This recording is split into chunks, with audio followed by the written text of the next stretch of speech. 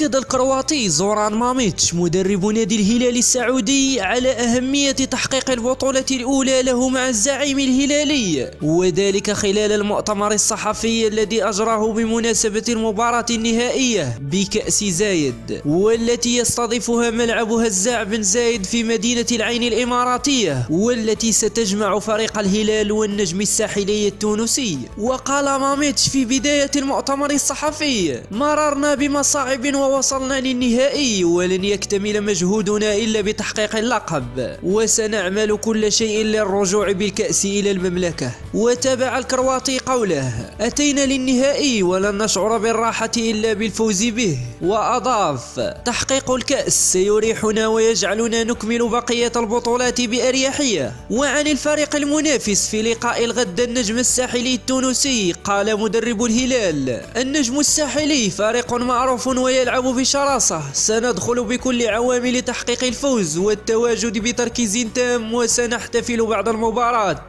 بينما تحدث عن ضغط المباريات للزعيم والمباريات المتتابعة وخاصة خارج الأرض، حيث ستكون المباراة أمام النجم هي السابعة التي يخوضها الهلال متتالية خارج ملعبه، سواء بطولات محلية أو قارية أو عربية. قال زوران: الجدولة لا يمكن تغييرها، ولكن ما نعمل عليه هو التهيئة الذهنية للاعبين وعدم إدخال مسألة الإرهاق والضغط في بالهم. كما أشار الكرواتي أن لاعب الفريق البيروفي كاريلو غير جاهز ولن يشارك في لقاء الغد، بينما المحترف الإسباني سوريانو أصبح جاهزا بنسبة كبيرة، وأصبحت مشاركته في اللقاء أمام النجم الساحلي واردة. وجدير بالذكر أن الزعيم قد وصل للمباراة النهائية بعد تفوقه على النادي الأهلي بضربات الترجيح، بعد أن تعادل في إجمالي نتيجة المباراتين الذهاب والعودة بفوز كل منهما على أرضه بنتيجة هدف دون رد. بينما وصل النجم الساحلي للنهائي على حساب المريخ السوداني بعد تغلبه عليه بأرضه بتونس بهدف دون رد والتعادل السلبي في الخرطوم. فهل يفي الكرواتي زوران ماميتش بوعده لجماهير الزعيم بالفوز بالكأس؟